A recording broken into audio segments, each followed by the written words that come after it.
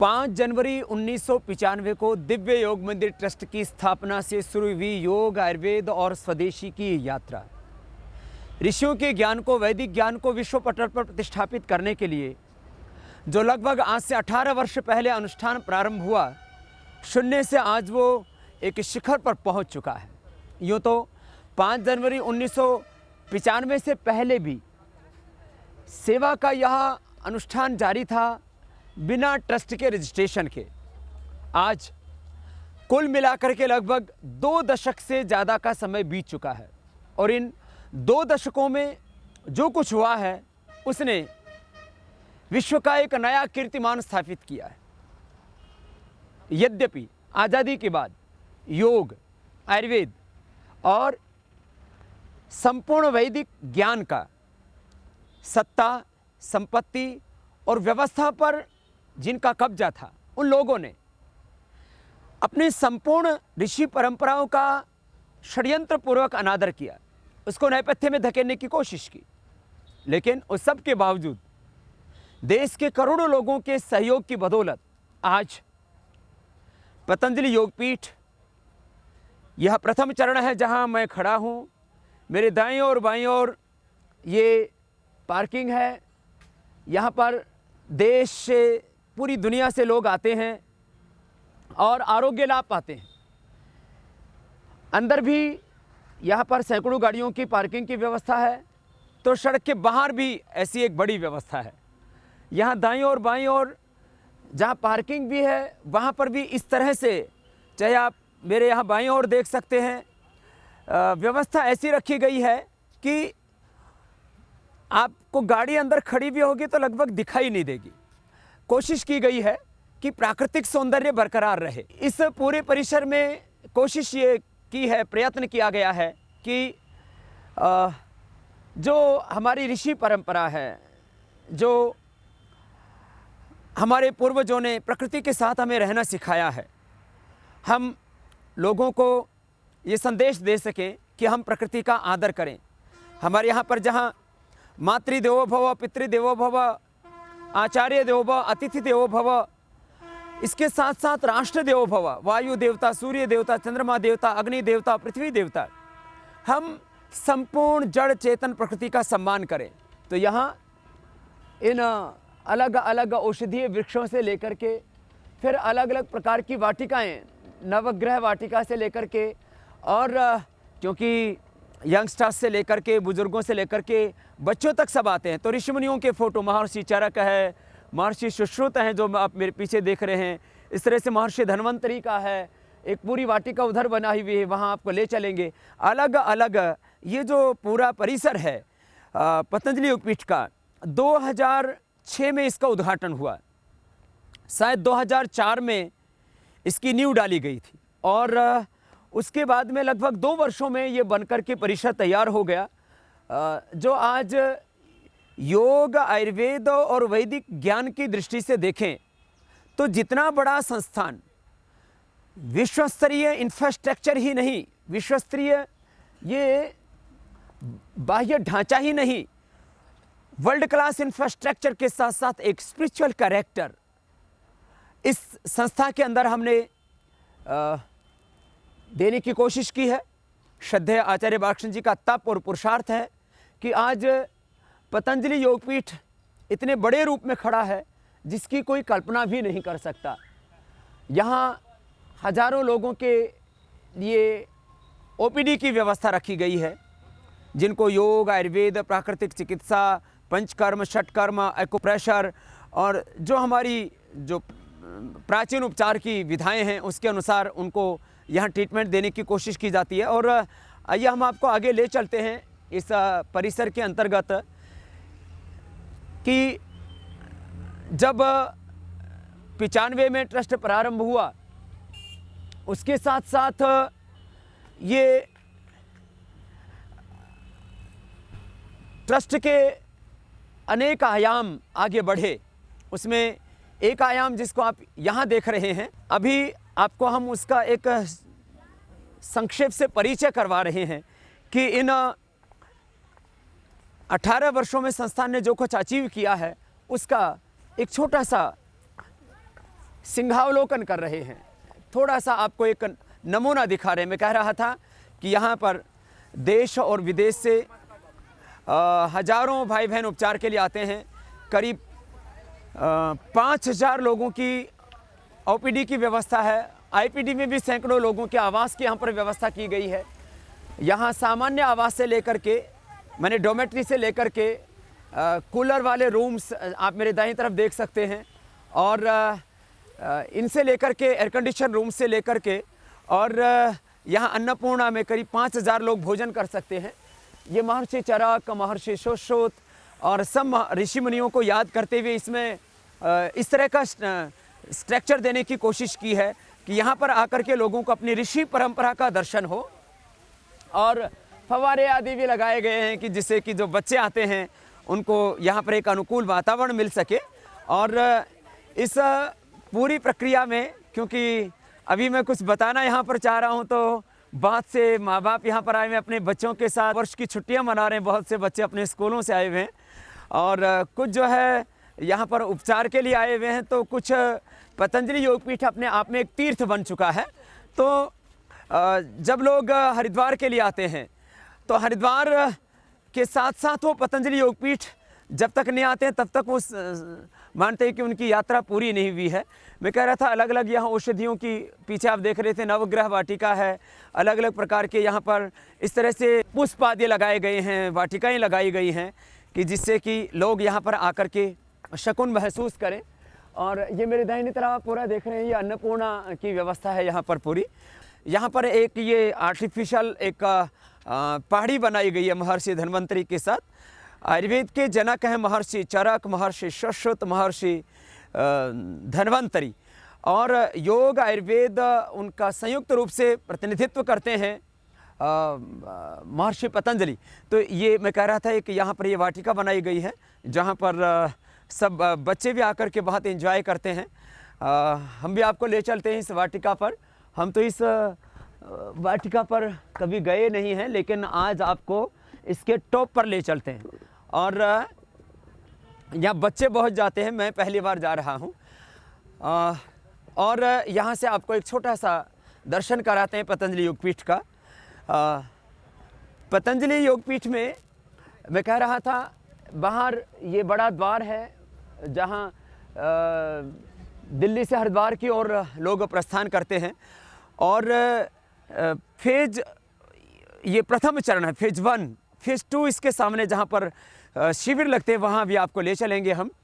तो ये मैं आपको एक ऊंचाई पर लेकर के आ चुका हूँ। श्रद्धेय आचार्य श्री को ये सब बनाने का बड़ा एक उनको उनकी रुचि है। फोटोग्राफी की उनकी रुचि है, जड़ी बूटियों के बीच में रहना उनकी रुचि है, उनकी मूल प्रकृति है। और इसके साथ साथ पहाड़ उनको बहुत अच्छे लगते हैं, नदियाँ उनको बहुत अच्छी लगती हैं। और जिस तरह से उन्होंने आयुर्वेद की जड़ी बूटियों की खोज की है, वह अपने आप में एक इतिहास है, वह अपने आप में एक बहुत बड़ी विरासत, हमारी बहुत बड़ी धरोहर है। श्रद्धेय आचार्य श्री सुबह शाम आस्था के ऊपर आयुर्वेद एवं जीवन दर्शन के नाम से जो कार्यक्रम आता है, जड़ी बूटियों के बारे में उन्होंने जो कुछ आज तक बताया है, ज्ञात इतिहास में इतना बड़ा कार्य, इतनी बड़ी जागरूकता जड़ी बूटियों के बारे में, इतनी बड़ी जानकारी लोगों तक जो उन्होंने पहुंचाई है, ऐसा इतिहास में शायद ही कोई कर पाया। कह रहा था, ये पतंजलि योगपीठ का परिसर आप यहाँ से देख सकते हैं। ये जो मुख्यालय पतंजलि योगपीठ का जो बीच की बिल्डिंग है, जहाँ पर बाहर जो ओम का लोगो लगा हुआ है, आपको अंदर हम ले चलेंगे, जहाँ जो है दंत वर्ल्ड क्लास डेंटल क्लिनिक है, दंत चिकित्सालय है, आँखों के उपचार की एक विश्व स्तरीय व्यवस्था है।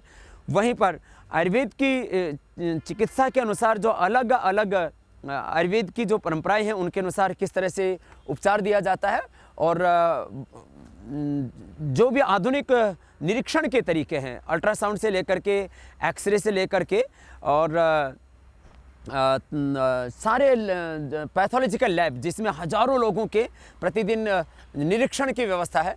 यहाँ सामने जो बिल्डिंग देख रहे हैं, वहाँ पर पूरे पंचकर्म षटकर्म की व्यवस्था है, और उसके पीछे आयुर्वेदिक कॉलेज है, वहाँ पर भी आपको हम ले चलेंगे।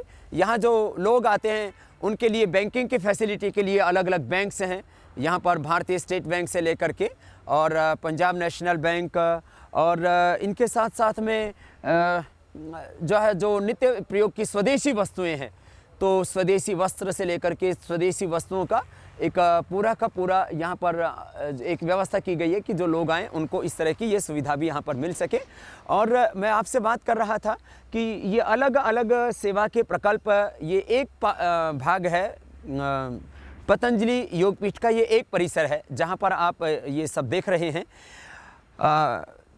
दिव्य योग मंदिर ट्रस्ट जो मूल स्थान है, जो हमारा गुरु स्थान है, जहाँ करीब 1.25 एकड़ ज़मीन से ये पूरा अनुष्ठान प्रारंभ हुआ और करीब 1935 में 1937 में वो कृपालू बाग आश्रम के नाम से, विश्व ज्ञान मंदिर के नाम से वो वहाँ पर अनुष्ठान प्रारंभ किया हमारे दादा गुरु श्रद्धेय कृपालु देव जी महाराज ने, इसलिए उस स्थान को कृपालू बाग आश्रम कहते हैं। तो कृपालू बाग आश्रम दिव्य योग मंदिर ट्रस्ट की जहाँ पर स्थापना हुई और उस 1.25 एकड़ ज़मीन से करीब 5 बीघा ज़मीन से 5-6 बीघा ज़मीन से प्रारंभ हुआ ये अनुष्ठान आज सैकड़ों बीघा ज़मीन के ऊपर फैल चुका है। ये प्रथम चरण है पतंजलि योगपीठ का, आपको हम द्वितीय चरण में भी ले चलेंगे। और प्रथम द्वितीय चरण के अलावा फिर जो है गौशाला है, ग्रामोद्योग है, जहाँ पर सैकड़ों गायें हैं और वहाँ पर अलग अलग प्रकार के जो स्वदेशी उद्योग हैं उनकी पूरी व्यवस्था है। फिर एक प्रकल्प है तेलीवाला में जहाँ पर स्वदेशी खेती का पूरा प्रयोग चल रहा है सैकड़ों एकड़ जो है ज़मीन के ऊपर। फिर जो है 100 एकड़ से ज़्यादा के ऊपर बना हुआ है योगग्राम, जहाँ प्राकृतिक चिकित्सा का विश्व का सबसे बड़ा संस्थान है। और योगग्राम आज देश ही नहीं पूरी दुनिया के लोग आते हैं, उससे खूबसूरत जगह पूरी दुनिया में कोई नहीं होगी। और वहाँ पर उपचार की सारी व्यवस्थाओं को बहुत ही प्रामाणिकता के साथ में आगे बढ़ाया जा रहा है और वहाँ पर योगग्राम का और भी विस्तार किया जा रहा है। योगग्राम में हमारे श्रद्धेय गुरुदेव आचार्य श्री प्रद्युम्न जी महाराज वहाँ बच्चों को व्याकरण शास्त्र से लेकर के वेद शास्त्र, दर्शन शास्त्र, जो ऋषियों की हमारी जो ज्ञान की विरासत है, सबसे बड़ी किसी देश के 5 शक्ति होती है वो तो ज्ञान शक्ति होती है। तो योगग्राम में अपने ऋषियों के उस ज्ञान को आगे बढ़ाने के लिए और उस ज्ञान विरासत को पूरे विश्व पटल पर प्रतिष्ठापित करने के लिए एक बहुत बड़ा अनुष्ठान चल रहा है गुरुकुल का। और इसके अलावा यहाँ पर अन्य जो परिसर हैं, द्वितीय चरण में सेवाव्रतियों का अनुष्ठान चल रहा है, उसके पीछे गुरुकुल बन चुका है जहाँ पर आधुनिक शिक्षा और प्राचीन संस्कार इसके समन्वय के साथ एक बहुत बड़ा अभिनव प्रयोग। और इस एक गुरुकुल हरियाणा में चलता है, गुरुकुल किशनगढ़ घासेड़ा, जहाँ पर बच्चों को श्रेष्ठतम शिक्षा और जो हमारे प्राचीन संस्कार हैं, वो हमारी मूल्य विरासत, वो हमारी ऋषियों की जो धरोहर है, जो हमारी ऋषि परंपरा है, उससे बच्चों को पूरी तरह से अवगत कराया जाता है। तो ये अनेक परिसर हैं जहाँ पर, क्योंकि एक साथ इतना परिसर उपलब्ध नहीं हुआ था, इसलिए अलग अलग ये परिसर हैं सेवा के, जिनको आप मेरे साथ देख रहे हैं। और हम आपको संस्थान के सारे सेवा प्रकल्पों से क्रमशः परिचित कराएंगे कि पतंजलि योगपीठ प्रथम चरण में किन किन सेवाओं का संचालन हो रहा है, प्रथम चरण के साथ साथ द्वितीय चरण में किस तरह से अभी तक लाखों लोग प्रशिक्षित होकर के देश भर में जा चुके हैं सेवा के अनुष्ठान के तहत। ये तो मुख्यालय है पतंजलि योगपीठ प्रथम चरण, द्वितीय चरण, फिर ग्रामोद्योग, योगग्राम और दिव्य योग मंदिर ट्रस्ट, जहाँ पर ये मूल सेवा के जो कार्य प्रारंभ हुए और आज इतने विराट रूप में हो चुके हैं। और इसके साथ साथ आयुर्वेद का जो विस्तार जहाँ पर हुआ है, वो पदार्थ भी आपको हम बाद में ले चलेंगे। वहाँ पर भी बहुत बड़े रूप में, माने विश्व का आयुर्वेद की दृष्टि से वो सबसे बड़ा जो है फूड पार्क होगा, जो करीब 125 एकड़ ज़मीन पर फैला हुआ है। वहाँ आपको हम आगे ले चलेंगे। और इन परिसरों के अलावा पूरे देश भर में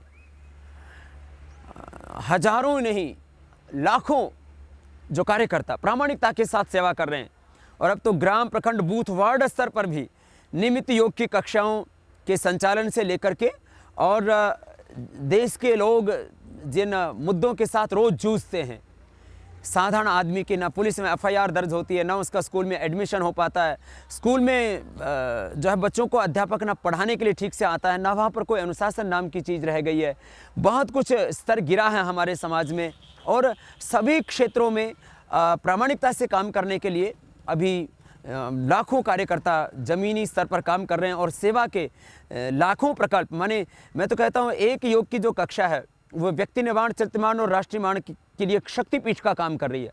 ऐसे देश भर में 1 लाख से ज़्यादा ये सेवा के काम इस समय चल रहे हैं, ग्राम और प्रखंड, बूथ, वार्ड, तहसील और जिला स्तर पर। और अभी निश्चय किया हमने 2013 में 6,38,365 गाँव तक पहुँचा जाए और उसमें हमने प्रथम लक्ष्य बनाया कि 5 लाख गाँव तक हम कम से कम पहुँच पाएँ। उसके लिए जहाँ देश भर में कार्य चल रहा है वहीं पर आज हम आपको पतंजलि योगपीठ के ये जो अनेक सेवा कार्य चल रहे हैं उससे आपका क्रमशः परिचय कराते हैं। और संस्थान के ये तो आपको हमने एक तरह से उसका जो बाह्य स्वरूप है उससे आपको अवगत कराया। बीच बीच में जड़ी बूटियों के पौधे भी लगाए हुए हैं, आप ये देख रहे हैं। ये अश्वगंधा जिसके पत्ते खाने के लिए हम बोलते हैं कि इसके 3 पत्ते, इसके 3 पत्ते जो है उनको ले लिया जाए और 3 पत्तों को ले करके और सुबह, दोपहर, शाम, ये 3-3 पत्ते, इसमें बीज भी होता है। बीज जो है इस समय सर्दी के कारण से ये आप देख सकते हैं, ये इसका बीज मैं आपको दिखा रहा था अभी, ये पीला पीला बीज होता है, यहाँ देख सकते हैं आप। और ये अश्वगंधा के 3-3 पत्ते इनको पानी से अच्छी तरह से वॉश करके, धो करके और ऐसे ही निगल जाते हैं।